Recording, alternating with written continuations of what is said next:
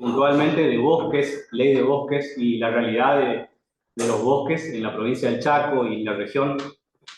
Y seguidamente nos va a acompañar en forma virtual otro prestigioso ambientalista de la ciudad de Misiones, que se llama Raúl Rulo Bregagnolo, es hermano de nuestra querida profesora Norma. También él es fotógrafo de profesión, que tiene también una vasta experiencia en la zona de Misiones sobre el tema ambiental, el tema de represas, ríos, aguas, etc. Yo lo único que voy a hacer es una breve introducción y recordar lo que ya habíamos visto un poquito en una de las primeras clases. Habíamos ya manifestado que el derecho a un ambiente sano y equilibrado estaba garantizado expresamente en nuestra Constitución Nacional en el artículo 41. Les comentaba en esa oportunidad que nuestro país es uno de los 100 países aproximadamente, de los casi 200 que hay en el mundo, que tiene garantizado el derecho a un ambiente sano y equilibrado en la Constitución Nacional. Es decir, nuestra ley más importante establece expresamente que es un derecho humano que tenemos todas las personas de gozar de un ambiente sano y equilibrado. Y como les decía un poquito al comienzo, la idea es que esta introducción sea un poquito interactiva, digamos. ¿Qué les parece que establece nuestra Constitución en ese artículo 41? No sé si alguien quiere darnos un concepto. ¿Qué decía, por ejemplo, respecto de las necesidades productivas? Que debe pues, que la producción, la actividad productiva debe satisfacer las necesidades actuales sin Comprometer las necesidades de las generaciones futuras. Muy bien. Fíjense algo que es tan básico, tan sencillo de entender y tan elocuente en el sentido de que surge del más básico y elemental sentido común.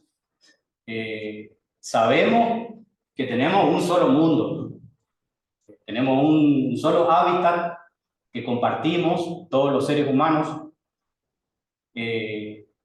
Fíjense, ya desde las primeras declaraciones de derechos humanos que surgen de Naciones Unidas y después sistemáticamente todas las convenciones de Naciones Unidas, en sus preámbulos establecen el concepto de familia humana.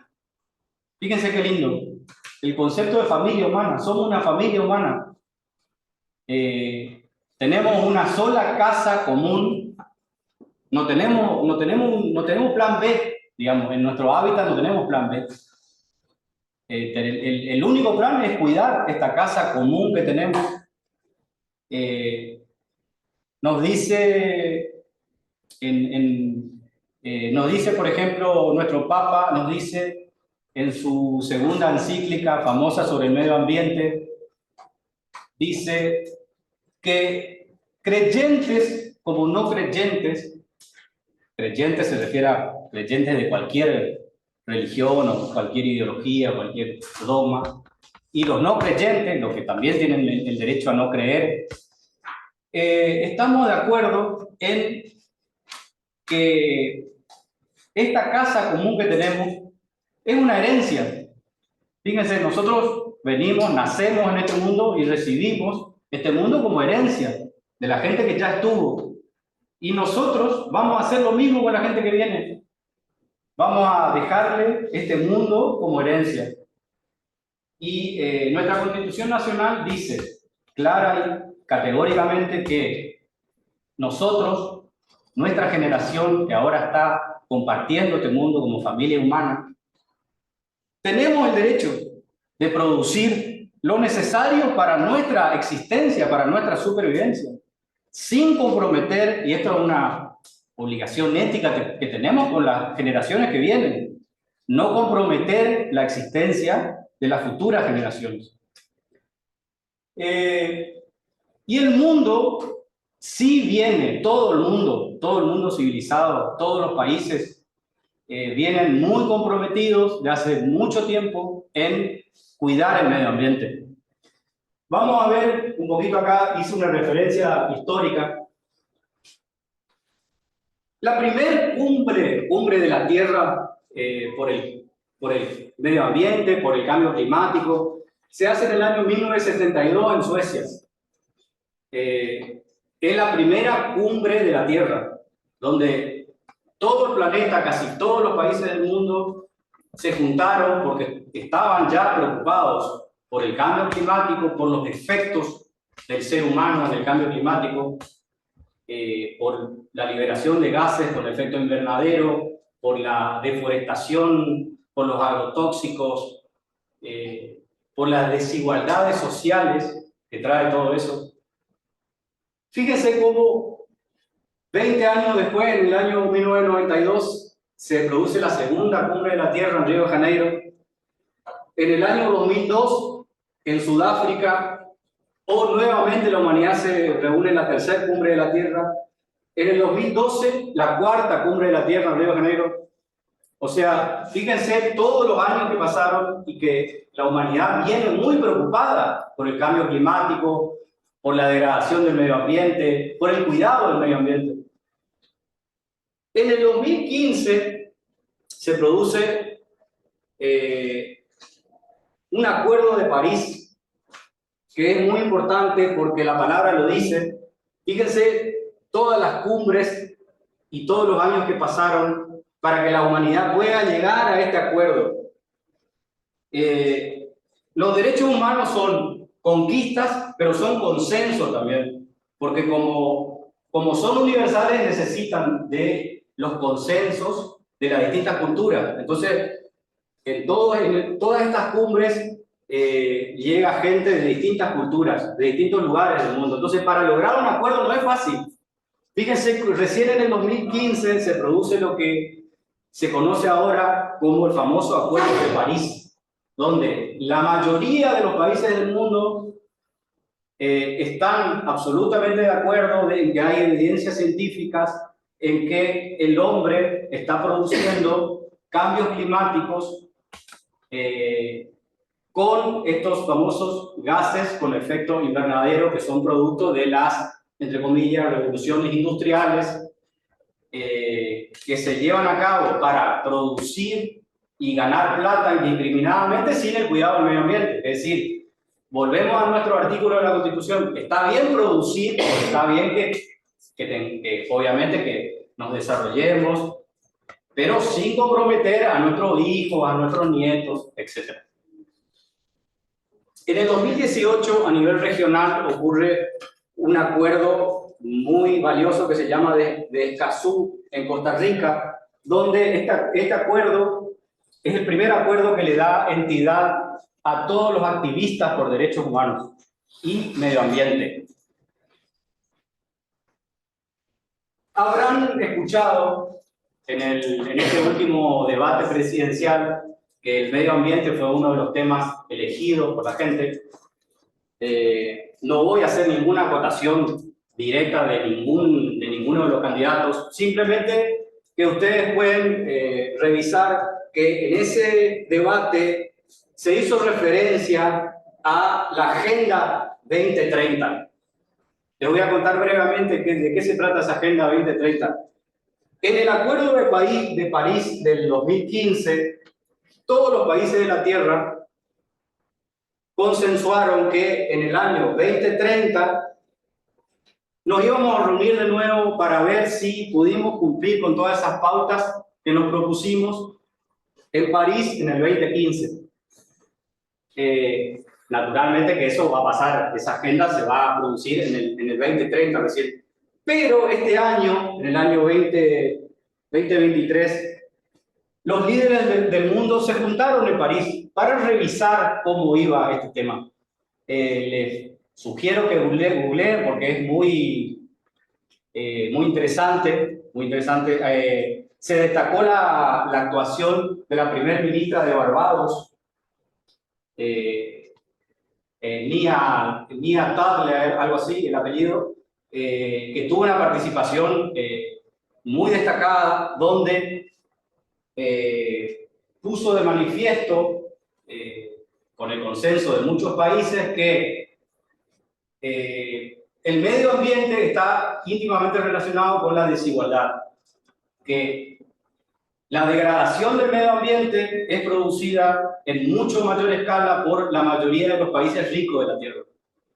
Pero los efectos de la degradación del medio ambiente los sufren más los países pobres. Entonces, como mínimo, la presidenta de Barbados, con el apoyo de la mayoría de los países pobres, lo que estaban pidiendo era que todos esos préstamos que surgían de los organismos internacionales de crédito a los países pobres, que no están contaminando en la medida que sí contaminan los países ricos, tengan, digamos, una consideración especial para este tema, digamos, para que los países pobres que sufren esas desigualdades por la degradación del medio ambiente tengan la chance de poder salir de ese momento. Simplemente quería ponerlos en conocimiento de esto, digamos, que es lo último que se viene hablando sobre el medio ambiente en el mundo. Y con esto termino y le paso la posta a Inés. En la última clase que tuvimos, que estuvo la profe Norma, justamente esa clase, ¿se acuerdan que habíamos hablado de niñeces? De nuestras niñas, niños y adolescentes. Pensemos que las niñas, niños y adolescentes de todo el mundo, son mayoría, no mayoría, recontra mayoría. O sea, toda esa franja etaria de gente que casualmente no vota, si votara, pondrían presidente, primer ministro, ministro del ambiente, diputados, jueces. Entonces, creo que tenemos doblemente como nuestra generación, tenemos el compromiso y la obligación ética de considerar no dejarle el único mundo que tenemos destruido, digamos, que tenemos que respetar los derechos al ambiente sano y hacer todo lo legalmente posible para que nuestro medio ambiente esté conservado y para que las generaciones futuras puedan recibir esta herencia común que tenemos de la mejor forma posible. Así que eso es todo y los dejo con Inés.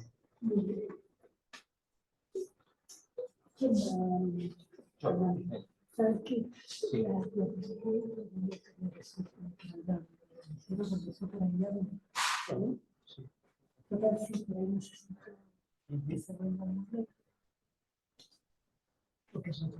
Sí, me lo piden.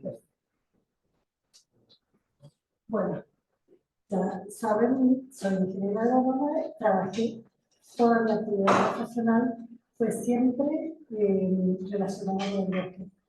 Bueno, porque antes de que me reciba ya en la tesis, me orienté hacia ese tema y bueno, fui entonces aprendiendo a medida que trabajé cómo hubo un diferente modo de apreciar los recursos naturales. Desde el inicio, cuando uno piensa que el bosque molesta, tanto para la agricultura como para la ganadería, y después darse cuenta que en realidad acompaña al suelo y a la ganadería con la sombra, con la humedad, y bueno, así fue la evolución. Y lo que ahora pretendo es comentarles cómo está la situación del bosque en la provincia de Chaco, y bueno, que conozcan de cerca la realidad que hasta hace poquito, y sigo trabajando en el tema, es muy fácil tener el conocimiento de la situación, porque en un celular uno puede, en una aplicación que baja, puede tener las imágenes satelitales y ver si conoce más o menos en el interior dónde se están produciendo los destonques, porque esas imágenes son actualizadas continuamente una vez o 2 veces por semana y las mismas imágenes las tiene el Estado para que para controlar la actividad.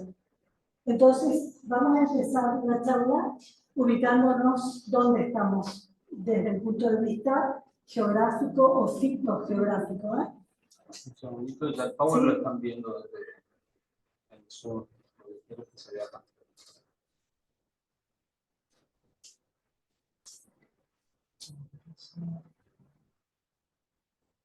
Y lo que a mí me gustaría es que lo que les estoy pasando como información les quede, porque ustedes pueden ser los transmisores y por lo tanto si hay alguna cosa que no entiendan de la situación o algo así, estoy...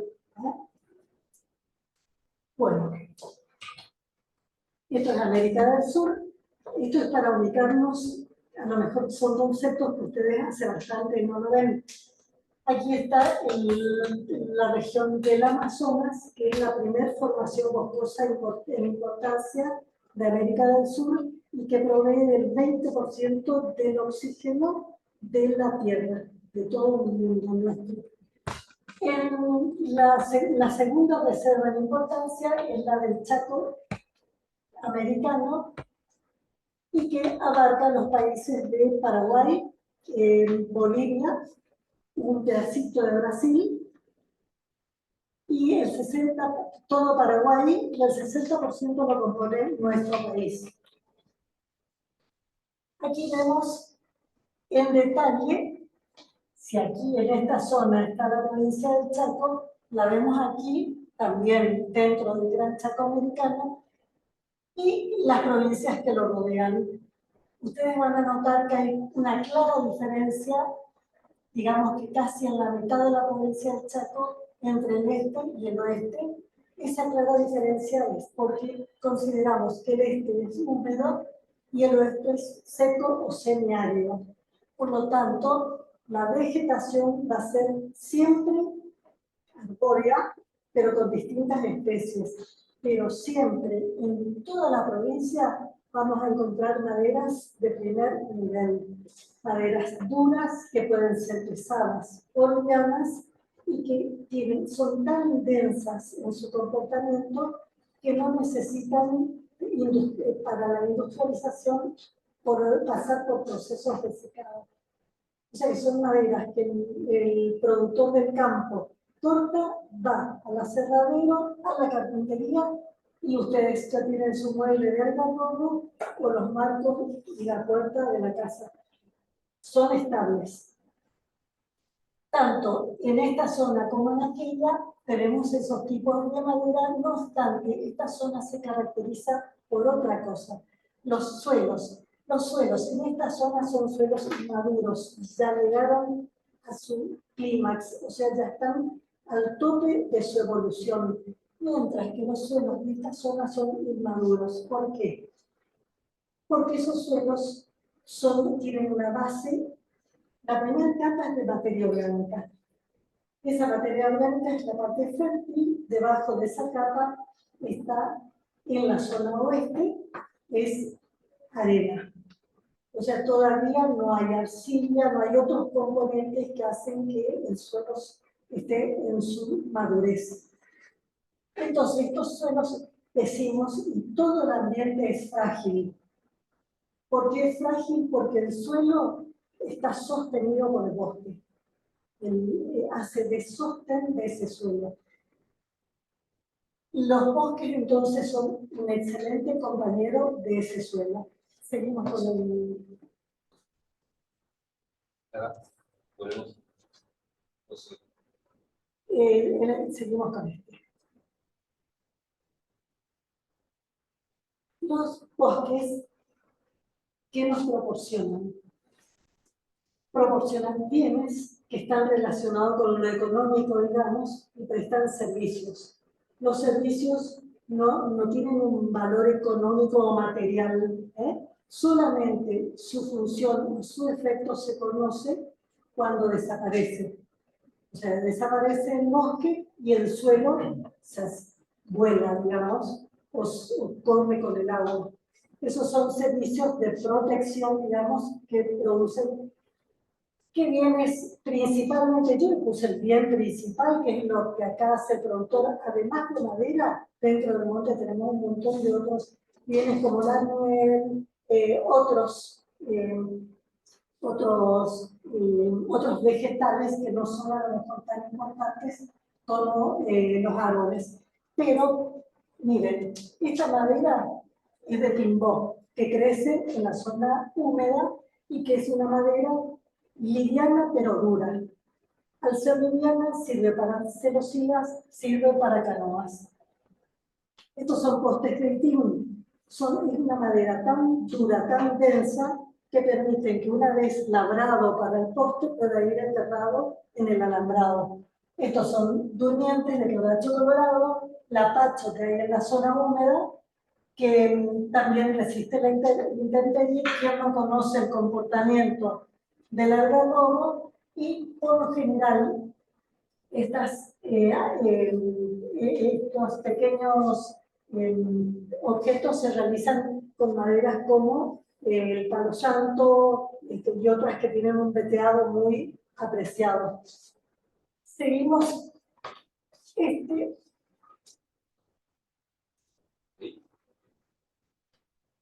Aquí estamos con los servicios, y esto es lo que nos va a relacionar con la calidad del ambiente.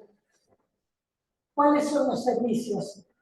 El fundamental, recuerden siempre, todo lo que es vegetal, la parte verde del vegetal, tiene una función fundamental que es la fotosíntesis, que hace que absorba el dióxido de carbono. No sé si recuerdan, el dióxido de carbono es la C, que es el carbono, y el oxígeno con un 2 abajo. Ese es el dióxido de carbono que es tóxico en el ambiente en grandes cantidades. ¿Quién absorbe la parte verde de ese vegetal que por medio de la fotosíntesis transforma? El carbono queda dentro de la madera, dentro del árbol, y que libera el oxígeno que le sobra, o sea que es un pulmón, digamos, el bosque. Otra función importante, intercepta las lluvias. Y entonces todo el agua cae sobre el suelo en forma lenta, no golpea. Si esta lluvia, cuando cae en este suelo, ustedes se podrán imaginar, golpea la gota con fuerza, con la fuerza que viene, y salta la materia más liviana del suelo, que es justamente la materia orgánica. ¿Qué otra cosa hace con el agua de la lluvia? Absorbe y manda a sus raíces. Hay una parte de ese excedente que alimenta las napas, otra parte vuelve a alimentar a toda, y hay una parte que vuelve a salir evapora y vuelve a salir a la atmósfera, que es el que va a provocar después de vuelta las nubes y la lluvia. Entonces es un regulador de las precipitaciones, ¿eh? Y después nos queda el 80% de la fauna existente en el mundo viven bajo el bosque, y otra proporción no tan grande de otros vegetales. Dentro de esos vegetales están las hierbas vegetales medicinales, de donde se extraen los productos después en el uso de la farmacia. Hay una fauna, pero esta es la macrofauna, es la de los animales que se ven, pero hay un mundo que ustedes no se imaginan de vegetales y animales que se llaman microflora, microfauna, dentro de este suelo. Por lo tanto el suelo es un ser vivo, porque justamente da vida a todo ese suelo, esa microfauna, que son hongos, las lombrices, insectos que viven debajo del suelo. Entonces, y acá otra función importante, la del control de la erosión. Mientras el suelo esté cubierto, supongamos que sacamos el bosque, pero lo mantenemos cubierto todo el tiempo, no va a haber problema. Es otro tipo de situación, pero va a estar protegido el suelo. Donde no va a estar protegido, donde no se hace cubierta vegetal. Además, en nuestra zona frágil, que dijimos que era el oeste, ¿se acuerdan? El oeste donde el ambiente es frágil y si se altera uno de los elementos, se altera todo el sistema. Entonces, ahí sí vamos a encontrar que se produce la erosión, porque en la zona del oeste chaqueño no existen cultivos que se puedan plantar en el invierno. Y en el invierno nosotros tenemos, como todo el año, tendríamos que tener cubierto. Y en el oeste se hacen cultivos de verano. O sea que solamente ahí llueve 3 meses o 4 meses. Por lo menos 4 meses de verano solamente tenemos cubierto ese suelo. Con el cultivo. Seguimos. Bueno, yo esto le puse como ejemplo nomás el hábitat para la fauna. Todos estos animales son de nuestra región y están en vías de extinción. El yaguareté, lo más sabido, los monos, puma, el tatubuita, que es un ejemplar, son especies antiquísimas, el tapir y bueno, el guasucho, que también lo conocen. Estos son algunos de la macrofauna, digamos. Ahora venimos al concepto de bosques. Este concepto de bosques es nuevo. Viene con la ley de bosques actual, que es moderna, nueva y que nos puede asegurar un seguro, podemos tener con ella un seguro para el bosque siempre que la utilicemos. Ya no habla, como anteriormente se decía, que el bosque era un conjunto de árboles, o sea que ahí primaba el valor maderable, digamos, del bosque. Ya no es eso, es un sistema. ¿Por qué un sistema? Porque no entran solo los bosques, aunque son lo más importante. También entran los animales, el resto de la flora, la microflora, el suelo, el ambiente, el aire, todo eso hacia el bosque, porque ninguna de esas partes sería suficiente si no tenemos la otra. Y todas están en un equilibrio. Ese equilibrio puede modificarse suavemente, pero no bruscamente, porque uno desbalancea el sistema y caen los demás. Entonces están en un equilibrio muy frágil y que brinda diversos servicios ambientales siempre que esté en ese equilibrio, ¿no es cierto? Además de los diversos recursos naturales con utilización económica. Esta ley a nivel nacional tiene un número, a nivel provincial es la 6.409, es la que debería proteger nuestros bosques y esa ley designa a la Dirección de Bosques, que depende de la Subsecretaría de Recursos Naturales, como responsable de aplicarla. Y esa ley incluye un mapa de ordenamiento de los bosques según su importancia. ¿Cómo hace la Dirección de Bosques para controlar y proteger los recursos? Los bosques, aunque estén en la propiedad de uno, no es un bien del que podemos disponer, porque es un bien para toda la comunidad. Como es de interés para toda la sociedad, tiene que ser administrado por un organismo. Se puso a la Dirección de Bosques como responsable y lo hace permitiendo, otorgando permisos. O sea, uno no puede disponer de su árbol, de su madera, tiene que ir al organismo, solicitar un permiso y ese permiso es un acuerdo donde el productor dice: voy a sacar tal volumen de madera siempre que es un plan técnico que debe respetarse. voy a desmontar 50 hectáreas siempre que deje cortinas, siempre que respete que aquí no puedo por factor suelo. O sea que siempre hay un acuerdo entre el administrador y el que va a usufructuar del bien.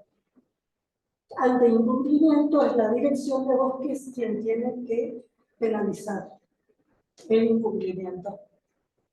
Los objetivos de la ley, los dos más importantes, promover la conservación mediante el ordenamiento territorial de los bosques nativos, o sea, conservación y la regulación de la expansión de la frontera agropecuaria. ¿Saben lo que es la frontera agropecuaria? Extensión de la frontera agropecuaria es cuando solicitamos, cuando desmontamos y habilitamos para la agricultura o para la ganadería. Entonces, el segundo objetivo es implementar las medidas necesarias para regular y controlar la disminución de la superficie del bosque existente, tendiendo a lograr una superficie perdurable en el tiempo. O sea que aparentemente como que el objetivo es mantengamos el recurso. Y este es el mapa al que nos referíamos. Ordenamiento territorial del bosque nativo. ¿Y en qué se basa ese ordenamiento? En la categoriza los bosques según la importancia. Y toman los colores del semáforo: rojo, verde y amarillo. Rojo, prohibido topadores, prohibido la explotación comercial. Ahí solamente pueden haber aborígenes o si no pequeños productores que ya vivían dentro. También allí están los parques, como el del Impenetrable, otros parques, el de Fuerte Esperanza, el del Loro y de la Pirámide. Todos esos son parques, el Pampa del Indio, donde ahí no hay actividad extractivista, digamos, sino solamente puede ser de limpieza y tiene que evolucionar normalmente. El amarillo, restricción. En el amarillo, fíjense que justamente el amarillo está en esta zona donde decíamos que hay un ambiente frágil. Por lo tanto, conservemos el bosque ahí. ¿Qué tareas podemos hacer? Prohibida la topadora, pero un productor puede sacar, ya está todo establecido, cierta cantidad de volumen de madera, puede implantar pasturas, sacar una parte de la nativa, pero siempre la cobertura del bosque tiene que aparecer cuando pasa el satélite. Ese es el controlador, digamos, tiene que permanecer en la cobertura. También se puede hacer dentro del amarillo un aprovechamiento, no meter animales, pero sí sacar los enfermos. Lo que no hay que hacer es meter topadora. El verde es el resto, donde está permitido el desmonte, pero siempre también siguiendo ciertas normas, siempre de acuerdo a lo que establece la dirección de bosques.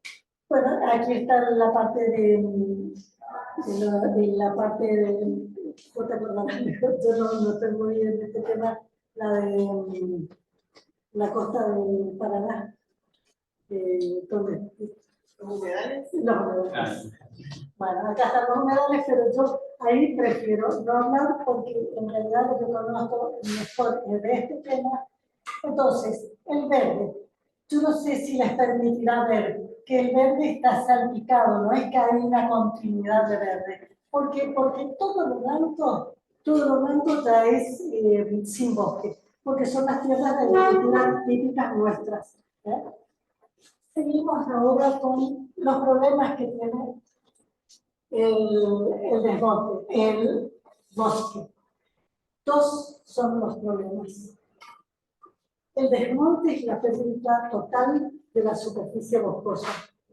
O sea, nosotros en una imagen satelital es muy fácil ver eso.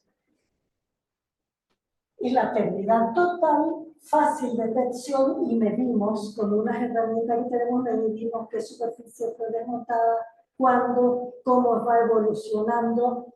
Y el destino siempre es la agricultura y la ganadería. La degradación del bosque no se ve en una imagen satelital o es muy difícil ver porque necesitamos mucha resolución. ¿En qué consiste esa degradación? Cuando un productor pide un permiso para sacar solamente madera del bosque, no topar, sacar cierto volumen de madera para comercializar. Esos espacios vacíos son pequeños, serán 30 metros la copa de un árbol, entonces el satélite no llega a captar esos espacios, solamente llega a captar cuando son varios árboles y entonces sí ya alcanza a interpretar de que eso es un hueco, de que no hay, entonces la pérdida de la masa boscosa en cuanto a la degradación.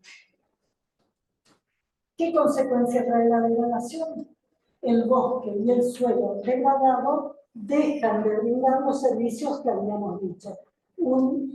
Todos los permisos que se otorgan tienden a que no haya montes degradados. Lamentablemente no está sucediendo eso. Aquí yo traté de conseguir una imagen para que ustedes vean la diferencia. Aquí hay desmontes y hay bosques. Hay desmontes que se hicieron en distintas épocas, en distintos años. ¿Cómo identificar los desmontes? Siempre son regulares, porque la máquina trabaja, no trabaja en forma irregular, siempre hay un polígono, digamos, en donde trabaja. Estos son los polígonos de desmontes, y esta parte oscura del desmonte son las cortinas obligatorias para que atemperen la erosión del viento y del agua. Por ejemplo, nosotros interpretamos, esto ya está coloreado como para que ustedes sepan interpretar. A nosotros nos viene en crudo cuando es nueva la imagen. Estos ya son organismos que se dedican a interpretarlos para difundir. Los colores más claritos, los amarillos, desde el amarillo hacia arriba, digamos, son los más viejos y los más nuevos son los tirando a rojo, pero a su vez los que están en celeste son del año que se interpretó la imagen. O sea que los más nuevos son estos. Fíjense una cosa, dijimos que las cortinas son estas rayitas oscuras. Fíjense cómo acá eliminaron las cortinas. No sé si llegan a ver. Primero respetaron, hasta que pasó el control, todo eso. Después que pasó, desmontan. Porque hay productores que, por ejemplo, ponen como motivo para extraer cortinas porque no pueden fumigar perfectamente el cultivo. Entonces, tienen que eliminar la cortina porque si no el avión tendría que hacer maniobras y cambios mucho más directos cuando no hay estorbos, digamos. Bueno, yo aquí, en el afán de que ustedes puedan interpretar bien lo que está ocurriendo, la superficie anual promedio que se desmonta en el Chaco es de 30.000 hectáreas, pero promedio, ¿no? Hay picos de 60.000 y a lo mejor un poco menos. 30.000, un estadio, como yo les puse el de Maracaná, porque bueno, dije que asocian el Maracaná, que debe tener más o menos como cualquier cancha, 100 aproximadamente por 100, eso es una hectárea. Entonces, ¿cuántas canchas de fútbol por año estamos eliminando, desmontando? 30.000. Yo le digo, ese es un concepto que no tienen que olvidarse, porque yo no les aclaro, pero detrás de esto no hay ni forestación ni cuidado del monte que queda. O sea que así está ocurriendo. Les digo, siempre ocurrió, porque como les dije, siempre se pensó que el monte, para el criterio del agricultor o del ganadero, el monte nuestro molestaba, ¿no? Porque no se visualizaban los animales, porque hay que expandir la agricultura. Eso es lo que se desmonta. ¿Dónde va lo que se desmonta? y ese aprovechamiento que yo le decía cuando el productor quiere comercializar la madera, esa producción forestal anual promedio es de 1.000.000 de toneladas. 1.000.000 de toneladas es una barbaridad pensando en que no hay una reposición. O sea que es solamente extracción. 100.000 toneladas de madera. Un camión de estas características, que es lo que uno está acostumbrado en bosque, todos los camiones son así, tiene una tolerancia de hasta 30 toneladas por equipo. O sea, el camión más el acoplado, 30 toneladas. Esas 30 toneladas, o sea, el 1.000.000 de toneladas dividido a 30 toneladas, 33.000 camiones necesitaríamos para sacar nuestra producción por año. Lindo sería que ustedes después hagan el cálculo. Este camión tiene 20 metros de largo. Y si tienen que estacionar, no van a estacionar pegados, o no van a transitar pegados. Pero suponiendo que pongan un camión seguido del otro, tendrían que multiplicar 33.000 camiones por 20 metros y le darían los kilómetros que van a ocupar esos camiones de producción que se sacan del bosque. Fíjense el tamaño de los rollos. Estos son rollos, llamamos nosotros. Fíjense, si esto mide 20, calculenle más o menos qué largo puede tener estos rollos. Esos rollos aparecen acá como estos, como si fueran menos que escarbadientes. ¿Quién acopia todo este material? Las tanineras. Esta es una taninera, pero son dos las tanineras. Y si acá hay este stock, en la otra con seguridad también. Al lado de un río, o sea que con ese stock la empresa puede manejar los precios del mercado. O sea, en vez de mandar el rollo de buen ajuste a la industria paga mejor, la industria tánica paga mejor, y sin embargo, a la industria tánica tendría que ir solamente el árbol y el rollo que está en malas condiciones. ¿Por qué? Porque en la industria tánica mueren y en 5 minutos desaparecen esos árboles que demoraron 100 años. Entonces, con eso, esto manejan los precios. Los de mejor calidad pueden llegar a ir a la molienda, digamos. La otra industria, yo les doy las dos industrias más importantes del Chaco, que son los hornos de carbón. Los hornos de carbón, supongo que lo conocen, ahí también tendría que ir lo que resta del rollo, o sea, las ramas, todo eso, porque eso también se carboniza. Lo que sí tiene buena demanda, porque son maderas, como les dije, únicas, con un poder calorífico especial. Yo aquí les hago una reseña de cómo se desmonta para que ustedes tengan el ciclo completo de lo que está ocurriendo. La maquinaria y los implementos. Miren, esta es una topadora con rolos. Los rolos tienen unas cuchillas, son cilindros pesados, llenados con agua o con otro elemento, para que le den peso, porque con esta topadora se topa el árbol, se lo golpea, pero esta topadora con esta hoja, miren el tamaño, yo puse justamente para que más o menos puedan comparar. Fíjense cómo la hoja va moviendo el suelo, el suelo donde está desmontando.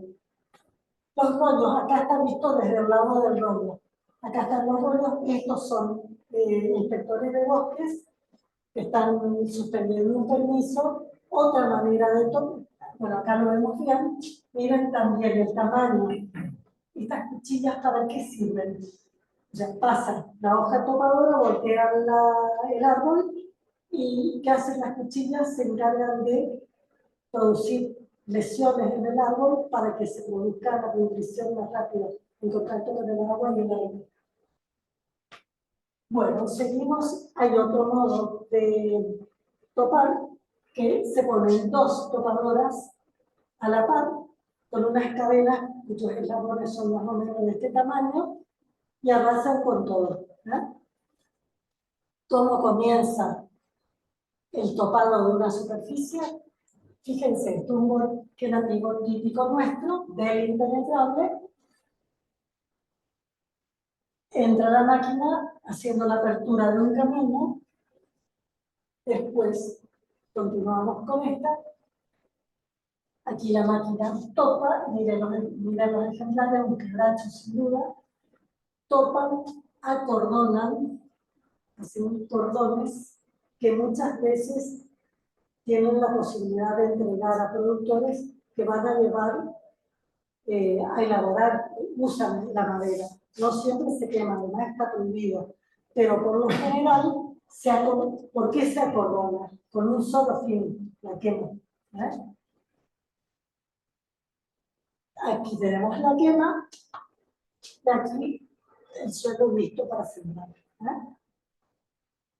Este es un paisaje típico, totalmente cambiado de nuestro impenetrable, donde ya una fumigadora pasa por un cultivo de soja. Ahora les muestro la evolución de la deforestación en la provincia. La ley de bosques aparece como una necesidad por el desorden que se estaba produciendo en cuanto a la cantidad de desmontes. Entonces, ¿qué se hace? En el 2009, en este año, se aprueba la ley de bosques. ¿Por qué? Este era el desastre que venía ocurriendo. En el 2001, ¿qué aparece en el 2001 en el Chaco? Aparece la soja transgénica, en realidad en el 98, 99 aparece, pero ocupa chacras ya existentes. Después las chacras no le dan abasto, necesitan incorporar más superficie.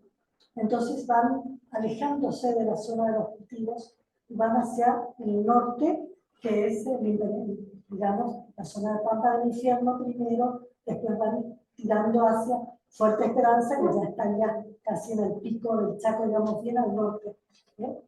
Entonces, en el 2001, por ejemplo, ya hubo un pico de 60.000, más de 60.000 hectáreas.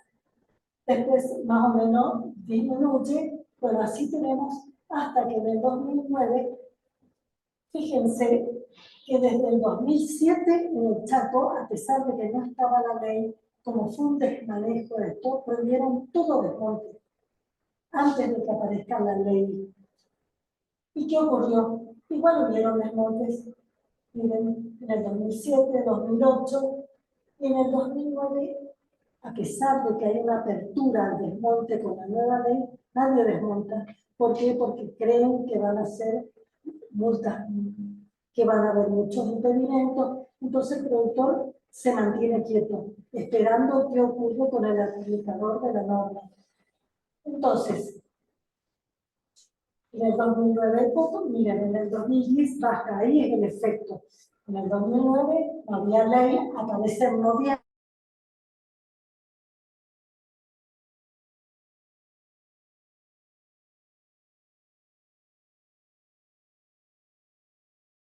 La situación económica no era adecuada para que expandan la agricultura. Pandemia, aquí tiene un efecto de la pandemia, pero en el 2022 volvemos a las 30.000 y pico de hectáreas, y fíjense, en septiembre de este año, del 23, hay 40.000 hectáreas desmontadas, solamente hasta septiembre. Quiere decir que aparentemente la ley no está funcionando. Aquí en la siguiente les muestro otro mapa también hecho por instituciones, creo que esta es una universidad de Estados Unidos que se encarga de elaborar todos los años un mapa ubicando los desmontes. Solamente acá figuran el verde, representaría el bosque, lo blanco, donde ya no existe bosque, y lo rosado significan los desmontes. Solamente estos son los desmontes desde la vigencia de la ley. Este paisaje, cuando uno ve la imagen de arriba, o sea, ve toda la zona, no hay un bosque, todo es cultivo. Habiendo una ley que dice tal porcentaje de los bosques deben continuar. Fíjense, esto es Santiago del Estero.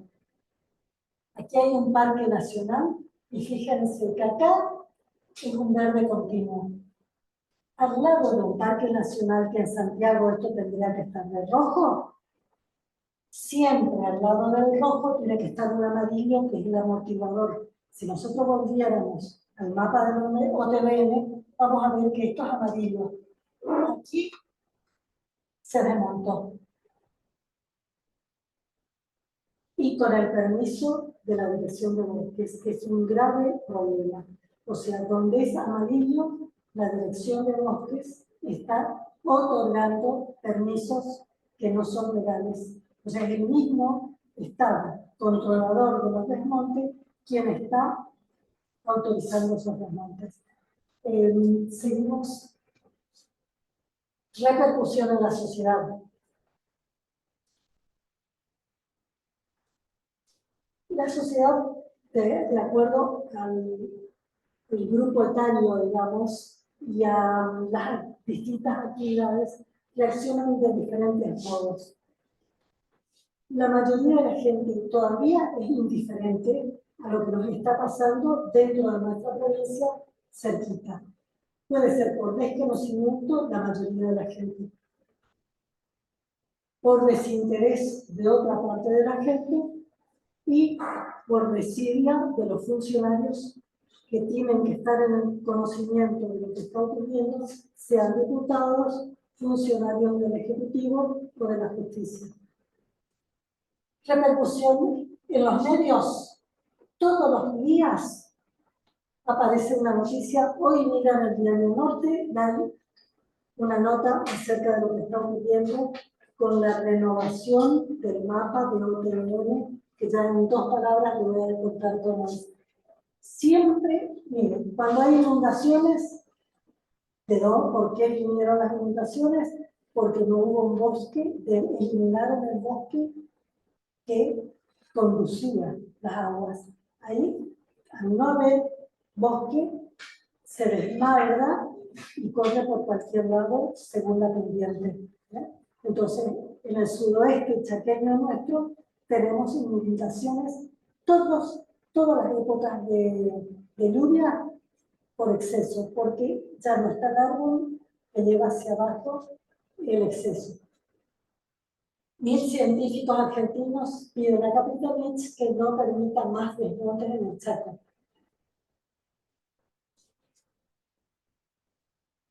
Pero todos son la batalla por el impenetrable chaqueño, por desmontes ilegales, secuestran tomadoras. Todo esto ocurre todos los días. Esto a nivel medios, esto a nivel poblador local. Una zona del Chaco en el norte está ocupado. Hay bastante población aborigen que vive dentro del monte. El monte le da todos los recursos, desde el alimento, techo, todo le da. Entonces, ellos se preguntan, esto es nuevito, ¿dónde está el Estado? Y entre esas cuestiones que presentan, aquí piden basta de corrupción en el Instituto de Colonización. ¿Quién es el que entrega los premios que tendrían que ir a los nativos, sean aborígenes, los pequeños productores? Y también dice basta de corrupción en la Dirección de Bosques.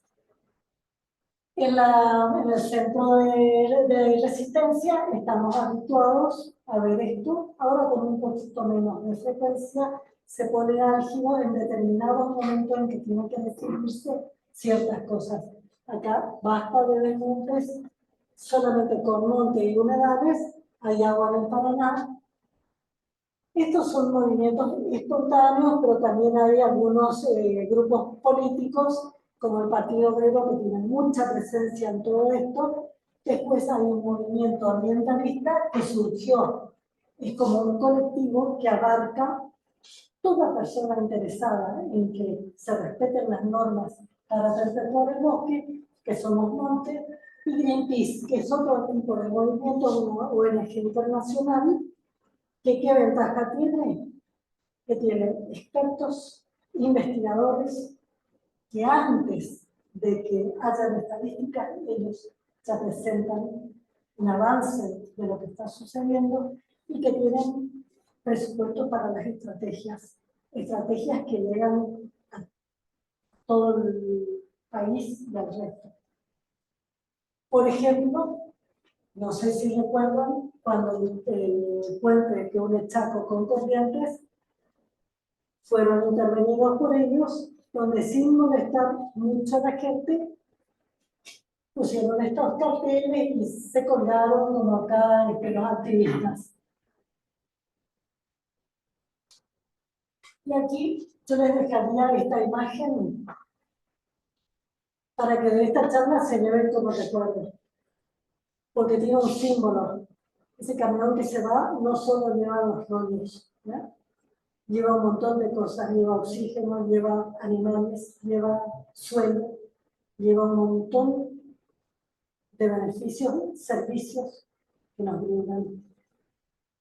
Y con respecto al mapa, ¿se acuerdan del mapa? Yo no sé si podrás rescatar el mapa del amarillo, el tipo semáforo. Sí. ¿Se acuerdan que la ley tiene como anexo este mapa? Este mapa se hizo en el 2009, pero la ley establece que cada 5 años se debe adecuar. Esa adecuación nunca tiene que ser regresiva, o sea que nunca el amarillo puede pasar al verde. Nunca el rojo puede pasar a amarillo. Siempre tiene que ir de amarillo a rojo, de verde a amarillo. Y tiene que ir cada 5 años, les dije. Todavía no se renovó el nuevo mapa. Estamos en esas tratativas. Aquí tiene que haber mucha participación de las comunidades criollas y aborígenes, que hasta ahora no sucedió. Desde el 2009, en el 2014 tuvo que haberse actualizado, ya estamos en el 2023 y todavía no hubo ningún cambio. ¿Pero qué hizo el gobierno? Fíjense, en este amarillo, todos estos predios son 53 predios. Son superficies inmensas, de 5.000 hectáreas, esta también prácticamente 5.000. Esas tierras no son de pequeños productores, son de grandes empresarios, que no son del Chaco, que son industriales, digamos, de la agricultura. Eso pertenece a la producción de la agroindustria, donde no toman mano de obra porque todo está mecanizado, todo mecanizado, entonces no compran el combustible porque lo traen de otros lados, o sea, no es que vienen para enriquecer o desarrollar a la zona. Esos 53 grandes productores se les transformó el predio que estaba en una zona amarilla, se le transformó en verde. Pero se le transformó en verde después que les juntaron para regularizarlos. Y en este momento, eso pasó por la justicia, no corresponde, porque se aparta de los lineamientos de lo que tiene que ser la actualización de un mapa. Entonces, hay una presión muy grande sobre el Estado para que lo transforme. No solo, o sea, los que estamos en el tema conocemos muy bien que el propósito es que los empresarios quieren estar en regla, digamos, cueste lo que cueste, poniendo en verde su situación, o sea, legalizando la irregularidad que cometieron. Porque a su vez, un predio que está en zona verde vale mucho más que un predio que está en zona amarilla. Porque en la zona amarilla, el productor, para que mantenga su bosque, tiene que tener alguna ayuda económica para mantener el bosque. Cosa que no hace, no cumple el Ejecutivo, en donde está mandando el dinero necesario para que el productor mantenga y no transforme su bosque. Esto está en litigio, está en la justicia, porque uno, porque no puede ser regresivo, y otro, porque la propuesta que ahora presentó el gobierno no respeta, ponen otros colores. ¿Qué dice la ley? El OTN tiene que ser rojo, amarillo, verde. Ellos pusieron unos colores raros en otras zonas ambiguas, como para que el que quiera pueda zafar o no. Y ahí se está en este momento. O sea que la ley es excelente, pero los que instrumentan son los que ocasionan el problema. Yo sé que después de Sí, esto, gracias, Inés.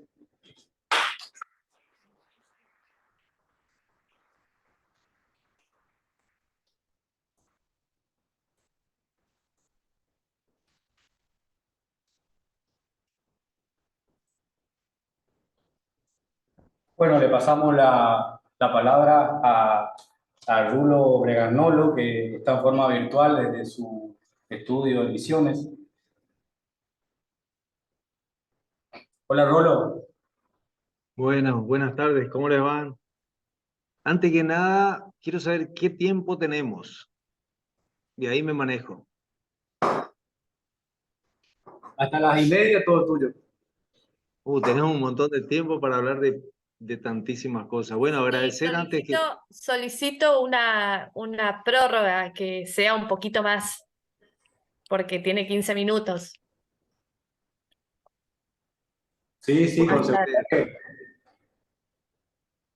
ustedes manéjenlo como sea.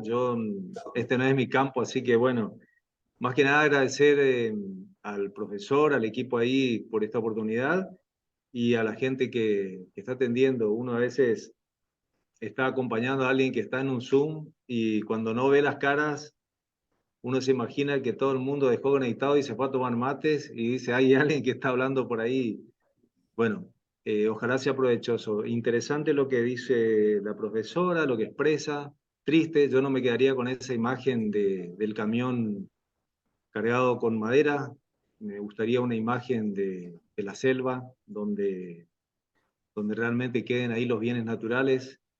Yo creo que es tiempo de hablar de bienes, no de recursos. Ya pasamos esta cuestión de seguir hablando de recursos y todo es recurso. En la humanidad todo ha sido recurso desde hace muchos años y así estamos. Así estamos hoy en este tiempo donde justamente el título de este panel ahí dice, ¿el ambiente es un derecho humano?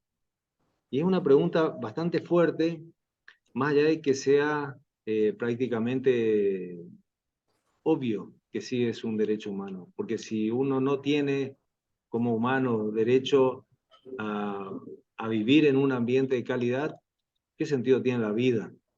Entonces yo creo que eh, la ingeniera fue muy clara y cuando el señor Rudy, el profesor me había convocado para esto, yo le preguntaba a él sobre el derecho ambiental, si había que charlar del digesto jurídico que tiene Argentina. Yo no soy abogado, yo soy fotógrafo, anduve ahí por la universidad estudiando ingeniería un tiempo, después me vine a hacer antropología posada, pero soy fotógrafo.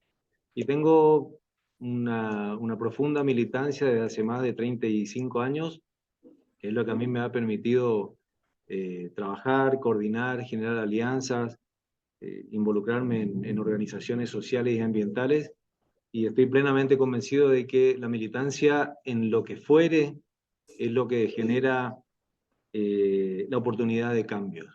O sea, sin militancia, sin participación, no existe la posibilidad de cambiar absolutamente nada. Nosotros tenemos un digesto jurídico extraordinario en Argentina. Creo que planetariamente estamos protegidos por leyes, tratados, convenios, acuerdos. Este año se realiza la COP28, o sea, 28 convenciones sobre cambio climático, es decir, 28 años que se viene trabajando sobre esto. Tenemos 51 años desde aquel 1972, que el profesor mencionaba al principio, donde ya se hablaba de un material que tuve la suerte de traer cuando era más juvenil, porque estuve en la cumbre de la Tierra. Yo lo grabé, pero bueno, puede ser que esté al revés. El documento Más allá de los límites, Más allá de los límites, es un documento extraordinario que les invito a que googleen, donde ya en 1972 se anunciaba de lo que podría llegar a pasar si la humanidad no cambiaba de conducta, si la humanidad no cambiaba de hábito. Fíjense, ya han pasado 51 años, tenemos 28 cumbres encima, más todas las que se mencionó recién, desde 1972, 1992, cada 10 años una cumbre, donde los países del mundo se comprometieron a dar soluciones, a dar respuesta a la cuestión ambiental. Porque del clima no se viene hablando hace tantos años, como sí sabemos hoy, en estos últimos 10 años por las redes, aunque científicamente sí se viene hablando desde hace muchos años, pero desde los distintos gobiernos no se habla de este tema. Entonces, cuando también se planteaba ahí, en la charla anterior de la ingeniera, hay responsabilidades compartidas. Hay responsabilidades compartidas. La mayor responsabilidad, sin duda, la tienen los representantes del pueblo, nuestros gobernantes. En el Chaco está sucediendo lo que está sucediendo porque hay irresponsabilidad de gobiernos, de distintos gobiernos, como pasa acá en Misiones, donde se ha permitido, con un digesto jurídico y con una serie de leyes que protegen al ambiente, ha sucedido lo que no se quería igual. ¿Por qué ha pasado esto? Porque no ha habido cumplimiento de leyes, y si no hubo cumplimiento de leyes es porque hubo irresponsabilidad de gobernantes. Y sí tenemos que hacerle cargo a nuestros gobernantes de esa irresponsabilidad. Que no sean tan caraduras de hacerle responsable a las nuevas generaciones del daño que vienen haciendo las generaciones anteriores y muchas de las generaciones de políticos que han estado en cargos y no han sabido o no han querido dar respuesta. Entonces, yo creo que eso es clave cuando nosotros hablamos de derecho, porque derechos tenemos todos, obligaciones también. Nosotros tenemos los derechos, ustedes saben mucho más que yo, porque están en la cátedra de Derecho, pero los que nos gobiernan tienen, además de hacer cumplir o que nosotros tengamos satisfacción en nuestros derechos, tienen la responsabilidad de que sean cumplidas las leyes que protegen a nuestros derechos. Y claramente eso no está sucediendo, sino lo que se mostraba en esas imágenes, la sojización, la cantidad de pueblos fumigados, la cantidad de organizaciones sociales que están habiendo en el país por fumigaciones que se están dando al borde de los pueblos, en escuelas, no debería estar sucediendo. ¿Y por qué pasa? Porque el poder económico es mucho más fuerte que la resistencia o la actividad social o el activismo social que nosotros podamos hacer. Ese día daba una charla ahí en una escuela y les decía a los pibes y a las chicas, no tengan miedo de ser ecologistas, no tengan miedo de militar ambientalmente, porque es parte de la causa de la vida. Si nosotros no defendemos nuestra existencia, ¿quién va a defender? No esperemos, en el contexto que estamos teniendo en América Latina, más allá de lo alentador de Petro, por ahí Boric, Pepe Mujica, que los gobernantes nos resuelvan nuestras realidades. Nosotros somos los que tenemos, con nuestra pequeña cuota de responsabilidad, generar esos cambios. Yo estoy convencido, y a mí me preocupa mucho cuando últimamente se habla de en nombre del progreso. Este progreso claramente llegó a un punto límite. Y les voy a ser honesto, este progreso, si a mí me hubiesen hablado hace 30 años atrás, yo lo hubiese desestimado, yo hubiese preferido otras cosas.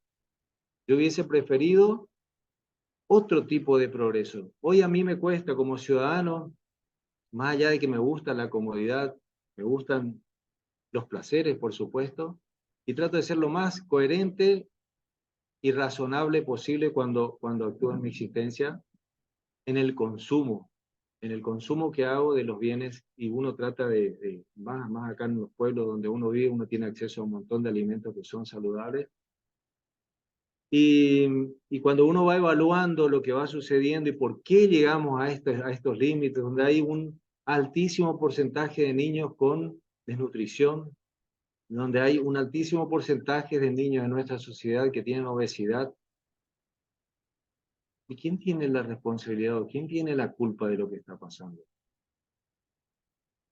Es una pregunta para que la trabajemos, porque muchas veces nosotros creemos que desde ahora que existen las redes sociales, dando un me gusta o escribiendo un versito lindo en el chat, ya salvamos nuestro compromiso en el andar de la vida, digamos. Le di un me gusta o le puse la firma a una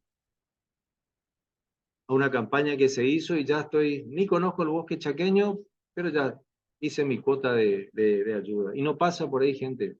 Pasa por ocupar las calles, por ocupar las plazas, por ocupar estos espacios, por contarnos, por informarnos, por instruirnos, ¿sí? Y por ser parte de los procesos de cambio. O si no, estamos fritos. Ustedes disculpen mi lenguaje, yo no soy docente, pero bueno, es como me manejo. Y creo que el sentido común a mí me ha dado mucho gusto y me ha llevado a entender un montón de situaciones sin tener que hablar de grandes fórmulas y eso. El tema del desarrollo que tanto se habla. La pregunta sería, ¿hasta dónde queremos desarrollarnos y hasta cuándo? Si desarrollarnos implica deforestar como se está deforestando el Chaco, o en el caso de la provincia donde vivo, que es la provincia de Misiones, que nosotros tenemos 3.200.000 y algo de mil hectáreas de superficie, de las cuales hace 25 años atrás había 1.500.000 hectáreas de selva paranaense, el último remanente continuo de selva paranaense del mundo, ¿sí? Hoy tenemos todo ese gran corredor verde que fue sancionado por ley en 1999, que hablaba de 1.200.000 hectáreas, está absolutamente fracturado. ¿Y por qué está fracturado? Porque algunos poderosos decidieron desarrollarse, y para desarrollarse tienen que tumbar la selva y transformar, como en el caso del Chaco, en soja, y acá en Misiones, pino y eucalipto. Entonces, eso es una violación muy clara del derecho a un ambiente sano que se manifestaba al principio. Si bien nosotros que estamos en esta cuestión de la militancia, del andar, del accionar, siempre manifestamos el respaldo que tenemos en el derecho, en la cantidad de leyes que nos respaldan, digo. Ahora también se mencionó el Acuerdo de Escazú. Es una herramienta extraordinaria. ¿Ustedes pueden creer que hace poco hubieron elecciones acá en Misiones y nosotros a los dirigentes políticos de nuestro pueblo y algunos de la provincia le mencionábamos el Acuerdo de Escazú y no tenían ni la más pálida idea de lo que era el Acuerdo de Escazú? Entonces, cuando también en un debate presidencial como el que hemos visto en estos 2 últimos fines de semana, hablar del ambiente, algunos ni lo mencionaron. Y una sola mencionó algunos de los problemas que estamos teniendo e hizo referencia claramente de qué es lo que está sucediendo. Cuando nosotros lo que pretendemos, y acá cayó un rayo, el profesor Rudy, creo que el que habló al principio, mencionó a la ministra de Barbados. Barbados es una isla que no tiene más de 300.000 habitantes. Es la mitad de la población que tiene resistencia, si no me equivoco. Fíjense ustedes, una persona representando en las Naciones Unidas a un país que no tiene incidencia en absolutamente casi nada. Sería irrespetuoso decir en nada, en las Naciones Unidas. ¿Sí? Pero en todas estas cumbres climáticas que se ha hablado y en todo esta serie de eventos ambientales, socioambientales que se han dado planetariamente, los grandes actores, China y Estados Unidos, no estuvieron presentes. Y si estuvieron presentes, alguna vez no han ratificado siquiera ninguno de los protocolos que comprometen a reducir las emisiones, por ejemplo. Entonces nosotros seguimos como el quiz dando vuelta en una rueda y las soluciones no están llegando. Porque si ustedes googlean también, es una herramienta extraordinaria eso, hace poco tiempo, creo que fue el 6 de septiembre, Antonio Guterres, el secretario de Naciones Unidas, habla por primera vez de la palabra caos, el caos ambiental. Ustedes habrán escuchado de la famosa crisis climática. Tengo amigos que hace mucho tiempo vienen hablando de crisis civilizatoria, que es mucho más grave y es mucho más complejo el tema. Cuando Guterres menciona estamos dando los pasos hacia el caos, es porque, querida gente, ya no estamos en crisis, estamos en el caos. ¿Qué quiere decir esto? No está habiendo vuelta atrás. Entonces, como en algún momento, hace muchos años, lo planteó Darwin, me acuerdo haber leído ese libro, las teorías de Darwin a los 16 años, que quizás algo tenga que ver con lo que, cómo pienso, vamos a tener que empezar a trabajar en una adaptación. Nosotros como especie humana, si no cambiamos los hábitos de consumo, vamos a tener que adaptarnos. Empezar a pensar cómo vamos a hacer para adaptarnos.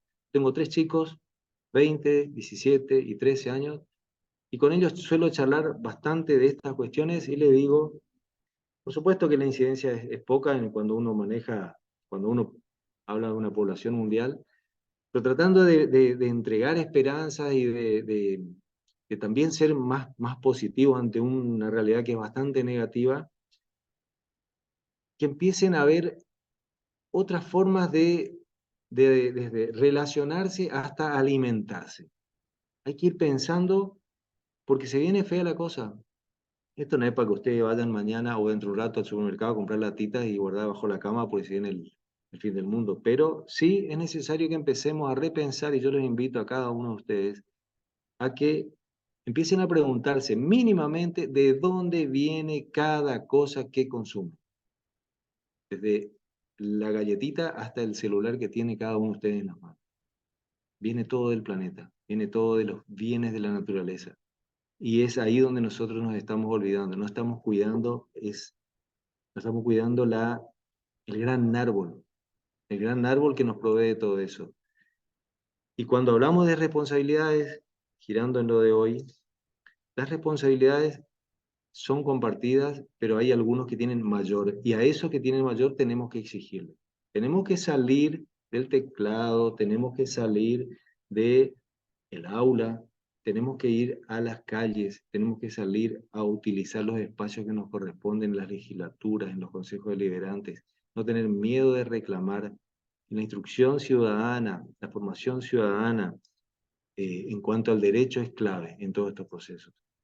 Porque también a nosotros, en cuanto a educación, nos han engañado muchísimo, nos han hecho olvidar que tenemos derechos.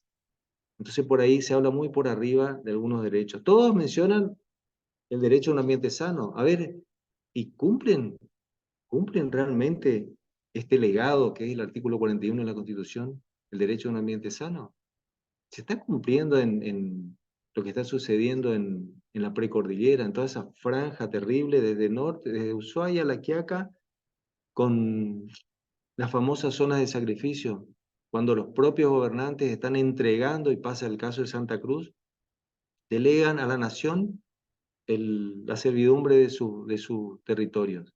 Y la nación es la que tiene que disponer lo que pasa en la provincia. No así pasa en Misiones, y creo que el Chaco tampoco está en esa línea. Creo que tiene constitución propia y no ha delegado nada. Yo, no sé, tenemos ya, que veo acá la hora, pero por ahí contarles en qué es lo que estamos haciendo, porque a veces uno está de un lado y dice, no, este tipo está diciendo cosas que son cosas fáciles, digamos. Y les voy a contar así un par de cositas que a nosotros nos han ocupado prácticamente más de la mitad, no, mucho más de la mitad, casi la 3/4 parte de nuestras vidas en el andar ambiental. Y ahí es donde viene esa cuota de esperanza que nosotros invitamos a la gente a que se sume. En 1995, en el gobierno a mí me sale el nombre, murió Menem, se promovió mucho la construcción de la represa hidroeléctrica de Corpus Christi. Y desde el 96, o sea, desde el mismo 95, Menem y Guasmosi, presidente del Paraguay, habían promovido esa represa. Se generó una movilidad social muy fuerte aquí en Misiones y nosotros el 14 de abril de 1996, o sea, nosotros los misioneros, en un plebiscito obligatorio vinculante, 9 de cada 10 misioneros dijimos no a la represa hidroeléctrica de Corpus. Fue un hecho político extraordinario, uno de los no más fuertes de América Latina, y seguimos sosteniendo. ¿Cuál sería la cuota de esperanza? Recordarles que la represa no se construyó.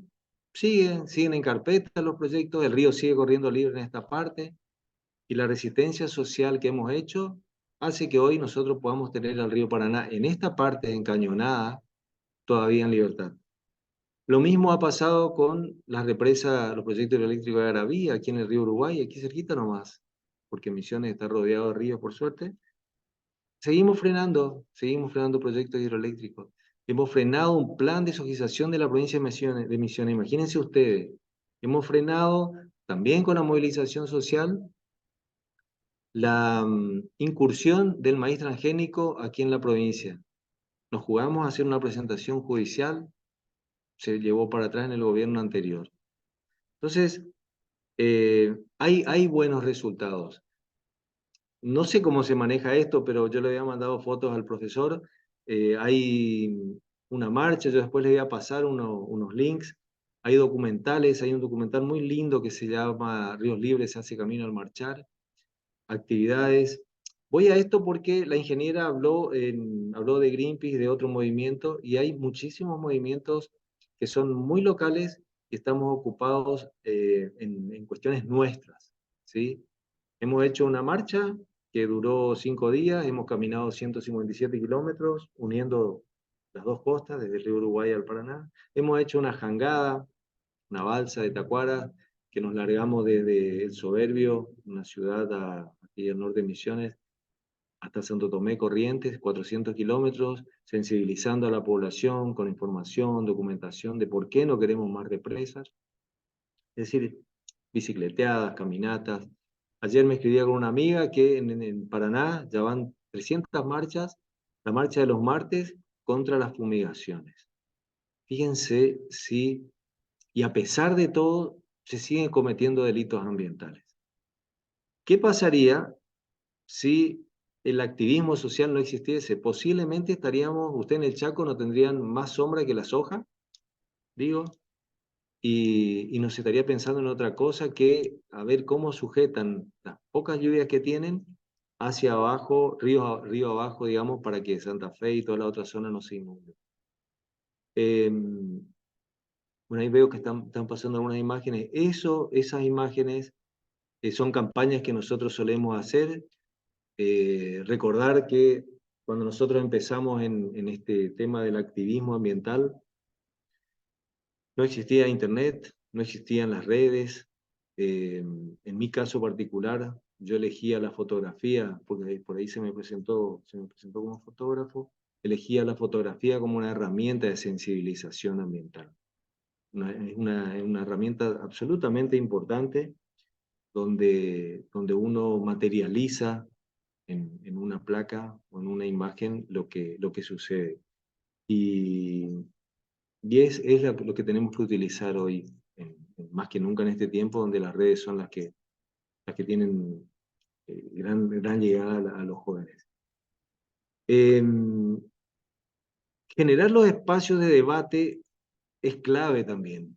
Ahí esa imagen que ustedes están viendo en la pantalla, yo la veo chiquita acá, es el proceso de transformación que ha tenido la Mata Atlántica.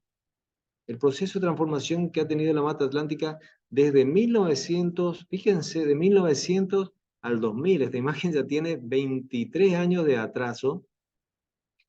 Y ahí en la ultimita, del 95 al 2000, se ve apenitas el corredor verde que yo les mencionaba al principio.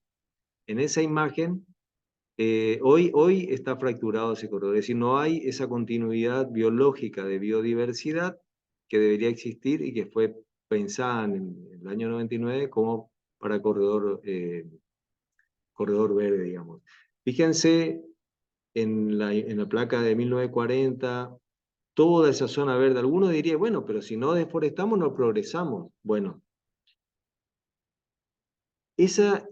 yo les invito, o sea, es el tiempo de rediscutir qué tipo de progreso queremos. Si queremos un progreso que implique poner en jaque mate la calidad del agua, la calidad del aire, la calidad de nuestra salud, o esto que se mostraba anteriormente, esa sojización que beneficia a unos pocos y normalmente poderosos, personas que están allegadas al poder y que tienen mucho dinero y generan desplazamiento forzoso de vecinos o dueños de pequeñas estancias, porque esta gente termina arrendando campos y llevando a esta gente a un éxodo que sin duda termina siendo parte de un gran cordón de pobreza alrededor de las ciudades. Ese tipo de progreso, personalmente, y puedo hablar en nombre de mis compañeros, nosotros no queremos. Aquí en Misiones hoy nosotros estamos hablando de un nuevo modelo productivo, mal que me pese porque discutí mucho la palabra modelo, digo, un esquema productivo diferente, que es un esquema productivo planteado para que la sociedad pueda tener una vida más saludable, consumir productos de las chacras. Nosotros aquí, ustedes también en el Chaco tienen posibilidades de consumir productos orgánicos y todo eso, hay gente que produce ahí cerca seguramente. Entonces nosotros acá en Misiones planteamos un modelo productivo que vaya de la mano de la naturaleza, defendiendo los cursos de agua existentes y preservando la selva misionera. Porque claramente lo que muchos se han olvidado que debajo de esta selva misionera, que es el techo protector, de nada más ni nada menos que el pueblo guaraní, un pueblo indígena en Boyá Guaraní. Es un pueblo que tiene, vaya, una historia increíble y está mucho, mucho, mucho antes que nosotros los blancos acá. Entonces, proteger ese techo, esa selva, que genera bienes naturales comunes a todos, es clave, ¿sí? Y es el paraguas protector, como les digo, pero también es el que nos garantiza a nosotros el agua, porque sin selva no hay agua, y sin agua no hay vida. Es muy simple, 2 más 2 es 4. Y en esto es así. Si no hay agua, no es posible producir alimentos, no es posible absolutamente nada. Con el agua descompuesta, o el agua estancada, o el agua empetrolada, si se quiere, puede llegar a generarse combustible para las mega represas. Eso sí, porque no importa la calidad del agua que haya. Lo que queremos es que el agua sirva para nosotros, no para las grandes represas. Que también aprovecho, por ahí alguien preguntará, no sé si tenemos más tiempo, pero cuando hablamos de las grandes represas, que es una de las banderas que más levantamos, en realidad, y está bueno aclarar, no es que nos oponemos a la energía eléctrica. El tema es, y voy a ser bien breve, un ser humano, 2 minutos con la nariz tapada, como mucho puede vivir, o sea, sin respirar. 2 minutos y algo, no sé. Más que eso no creo. Un ser humano sin agua, creo que Gandhi fue el único que duró 21 días sin tomar agua. Más de 15 días no puede vivir. Un ser humano sin energía eléctrica, claro que vive, sobrevive, si queremos decir así. Lo que no estoy haciendo es una invitación a decirle vayamos todos a ir a las cavernas, como una vez se me dijo, no es así. Nada más estoy haciendo la comparación para que vean de cuáles son las dependencias reales de la humanidad, ¿sí? Entonces, queremos energía, pero queremos que la energía se produzca, se genere de otra manera. No matando nuestros ríos, no contaminando el ambiente, porque se habló no sé si llegó a hablar o me perdí en un momento del calentamiento global. los gases de efecto invernadero, no solo los combustibles fósiles, las grandes represas, y eso les puedo pasar el documento, son muy altas generadoras de gases de efecto invernadero. Y lo otro, no me quiero perder, bueno, no sé, no me acuerdo cómo estaba ahí, pero era lo de las grandes represas. Que nosotros estamos apostando a que la generación de energía eléctrica sea realizada o sea llevada adelante por otros modos. En este caso, Argentina, por ejemplo, tiene la represa de Yacyretá, la represa de Corpus, de Itaipú. En Itaipú está entre Paraguay y Brasil. Paraguay tiene el uso de un porcentaje bajísimo de la energía generada por Itaipú, y fíjense ustedes ese concepto que por ahí nos quieren vender de que la energía genera progreso para los pueblos, y Paraguay es uno de los pueblos que tiene mayores dificultades y no resueltas justamente por la energía. Es uno de los mayores países del mundo que tiene generación energética de sobra y no han resuelto varias de las cuestiones. Esos datos lo pueden ver en la CEPAL y todo eso. En Argentina nosotros tenemos el caso de Yacyretá, Salto Grande, y Yacyretá la tenemos aquí cerca, ustedes saben, 80 kilómetros de Posada. En Misiones se paga la luz más cara del país, teniendo una represa de 80 kilómetros. Es decir, todos los daños de esa represa hidroeléctrica nos han quedado a los misioneros, y nosotros todavía no gozamos de, por decir, un beneficio que sea diferencial en cuanto a la energía. Cuando hablamos de energía, claramente sin energía los pueblos no pueden desarrollar sus actividades, y hoy concebir al mundo o a la humanidad sin agua, sin aire y sin energía, es decir, la energía pasó a ser el tercer bien necesario para la supervivencia, no es posible vivir. Si no, dejen el celular sin batería un rato y van a ver cuánto se desesperan, quizás mucho más que por cuando tienen sed. Dejen el celular por ahí y aguanten la sed a ver qué es lo que más rápido les va a indicar que necesitan. Bueno, el país tiene, como dato, 7.000 megawatts de energía eólica para ser atrapados en el sur, en la Argentina, en la Patagonia Argentina. Hay estudios realizados, hay un escenario 2030, se llama un documento interesante que también lo pueden googlear, y ahí se establece esto. Y graciosa y tristemente, en Santa Cruz, el lugar donde más viento corre durante todo el año, se están construyendo dos grandes represas, que si ustedes suman y restan, la población que hay en esa zona es muchísimo menor de la que ustedes tienen en el Chaco. Se están construyendo grandes represas, y claramente la pregunta que nosotros hacemos siempre es ¿para quién y para qué quieren la energía? Otra vez pasa lo mismo. Esa energía es generada para las empresas que están esquilmando nuestros bienes naturales, destruyendo nuestras montañas, contaminando nuestra agua y llevándose el oro a los bancos, porque encima el oro no se come. ¿Qué podemos hacer ante toda esta situación? Creo, y lo digo con mucho respeto, estoy convencido que lo primero que tenemos que hacer es cambiar hábitos de consumo. Lo otro es instruirnos, informarnos y participación ciudadana. La participación ciudadana es clave en todo este tiempo de procesos, y conocer los derechos que tenemos, porque nosotros como ciudadanos tenemos que exigir a nuestros representantes, a cada uno de ellos que nosotros les pagamos el sueldo, que nos resuelvan las situaciones para los que ellos asumieron y deben hacerse cargo. No tenemos que tener miedo de exigir ese compromiso.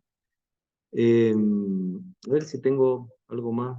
Y bueno, y cambiar de una vez por todas, la mirada egocéntrica que tenemos hacia la naturaleza, y empezar a pensar en un mundo que sea ecocéntrico, que el centro sea la naturaleza. El objetivo que nosotros tenemos como organizaciones sociales es la ecologización del pensamiento, que la gente entienda que es necesario entender y pensar en la defensa de lo que nos permite vivir. Es decir, todos queremos ser felices. Es muy simple la cosa. Todos queremos ser felices. Ahora nadie es feliz encerrado dentro de una casa. Nadie es feliz sin disfrutar de lo que regala la naturaleza. Y nadie es feliz pasándose toda la vida mirando una pantalla, como es la naturaleza a través de la pantalla. Así que bueno, hay mucho, no sé si tenemos tiempo, si alguien quiere preguntar algo, profesor, estoy a disposición, con todo gusto, gracias por la atención. Bueno, un aplauso.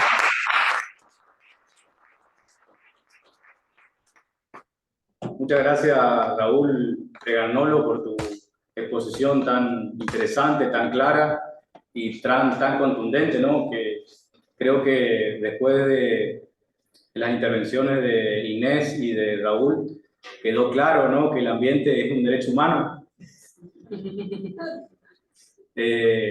Abrimos una sección de preguntas, de reflexiones. Me parece que hay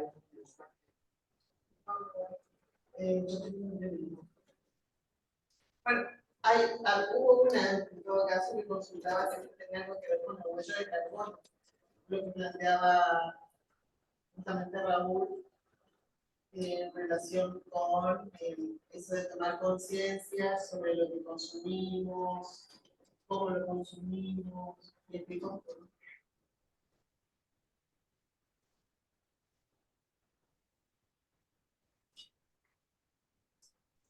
No sé si se escuchó. No logro escuchar la pregunta.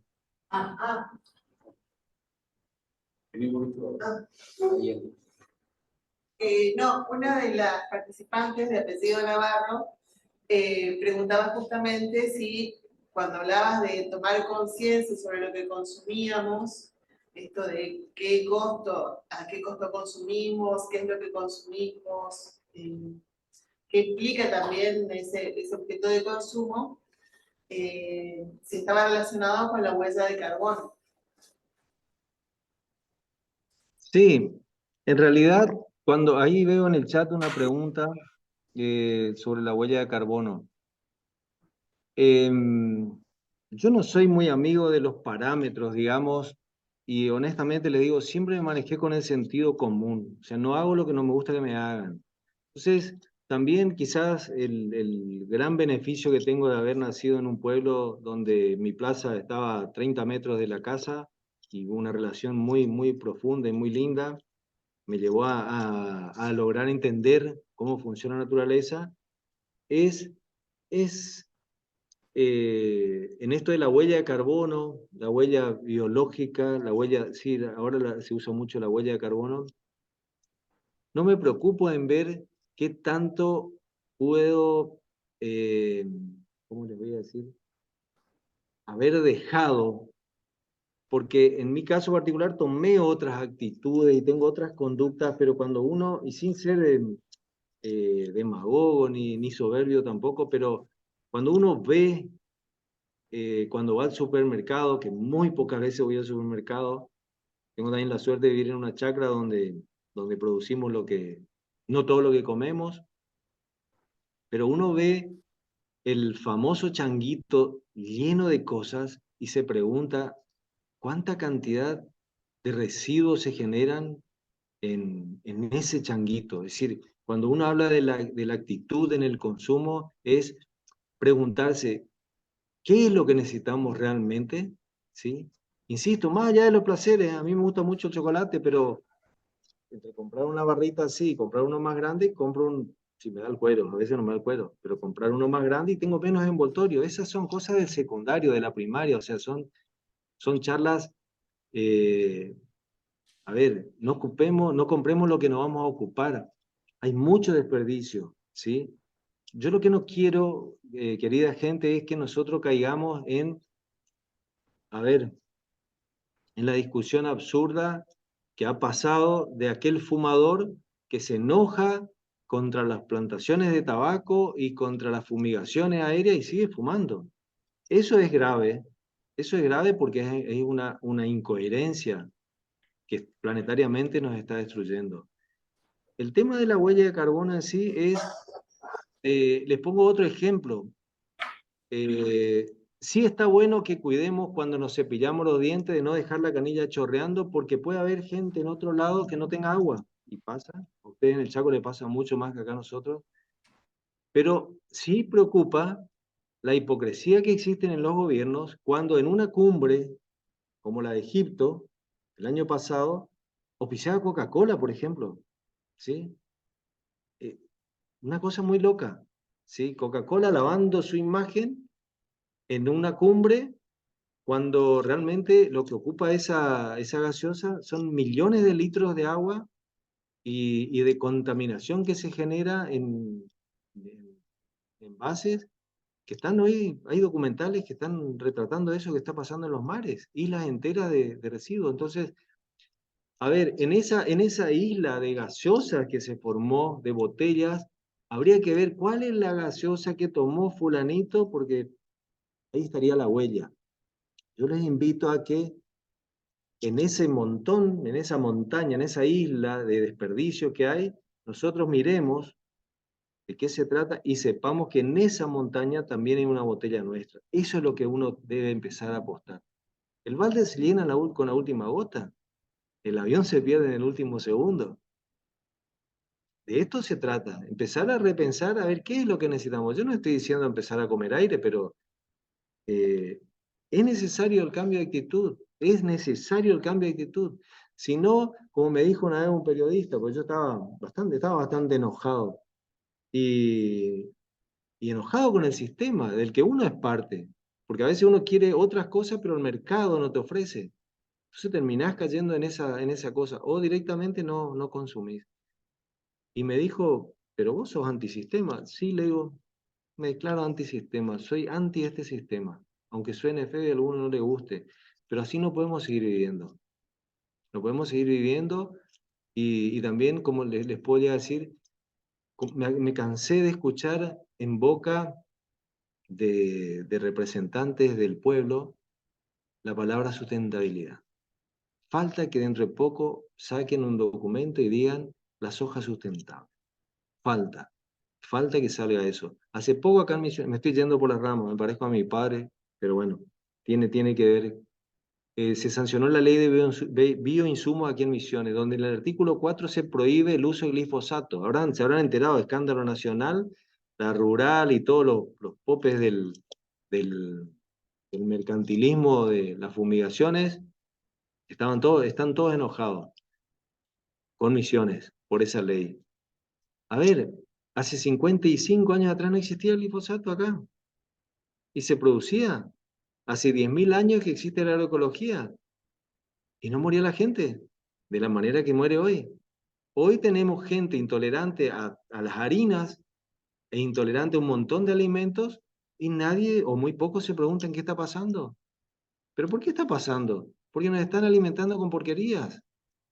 Con porquería fumigada. Es decir, lo que estamos consumiendo ahora no es lo que consumíamos nosotros acá en nuestro pueblo, en nuestra infancia. ¿Por qué nuestros padres viven 80, 90 años? ¿Por qué la gente del campo vive casi 100 años? Pues tiene otra alimentación. Nosotros en las ciudades somos cautivos de un sistema que nos está matando. Recordarán ustedes la ley de etiquetado, que vienen los hexagonitos negros. Tengo amigos que han trabajado en esa propuesta y es muy interesante. Vayan al supermercado y vean, sigan a alguien así disimuladamente en la góndola y ven las etiquetas negras, algunas tienen hasta 5, y al carrito. Esa etiqueta está diciendo, querido vecino, si consumís esto, te llenas de sodio, de esto, de exceso en esto, en esto, en esto, y te puedes enfermar, puedes tener cáncer. Le meten igual. Eso es lo que nosotros tenemos que lograr cambiar. Para que la huella de carbono no sea un borseo de carbono. Que sea, digamos, lo mínimo. Porque cuando uno hace la suma de la huella de carbono, tenés todo tu andar. Honestamente, yo quiero disfrutar hoy de mi vida, de mi existencia, viviendo en la chacra que vivo, rodeado de naturaleza, y no me voy a preocupar en hacer la medición de la huella de carbono que estoy dejando, porque seguro que una marca debo tener, obviamente. Pero le invito a la persona que hizo la pregunta que repensemos el modo de consumir. Habría que buscar una palabra que sea analógica al consumo para que la palabra consumo no sea tan dura, al menos para nosotros, los que estamos trabajando muchísimo en esto, porque no nos queda tiempo, gente. No sé qué vamos a, dentro de 20, 25 años vamos a seguir consumiendo, claro, pero no sabemos qué, porque los alimentos cada vez están más inyectados de porquerías. Les recomiendo el libro Mal Comido de Soledad Barruti. Mal Comidos. Googleen, busquen. Es extraordinario. Después de ese libro, las conductas de consumo y los hábitos cambian. No sé si se entendió o queda algo claro ahí. Bueno, muchísimas gracias Inés Aguirre y Raúl Rulo Breganolo. La verdad, a los dos ya lo sentimos parte de la cátedra. Ya me resisto a decir que son invitados, son parte de la cátedra. Lo sentimos así porque transmiten ustedes muchas de las cosas que nosotros pensamos y que queremos transmitirles a los cursantes. Así que muchísimas gracias. Seguiremos en contacto y queremos agradecerle expresamente a los dos por tan valiosos conceptos y experiencias que compartieron con nosotros. Muchas gracias y un aplauso para todos.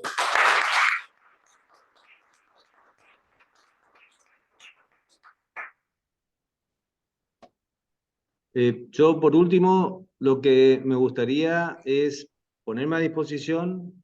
Ahí en el Chaco tengo donde ir a dormir.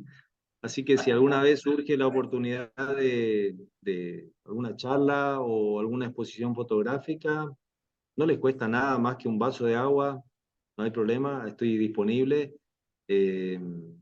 Cada uno tiene una misión en la vida y bueno, esto para mí es como una religión, así que estoy disponible cuando ustedes consideren. Muchas gracias por la invitación y por la atención. Quedó grabado, así que no vas a poder zafar, Raúl. Tengo una hermana que cocina muy bien y tengo amigos también ahí, así que no hay problema. Gracias. Buena data esa.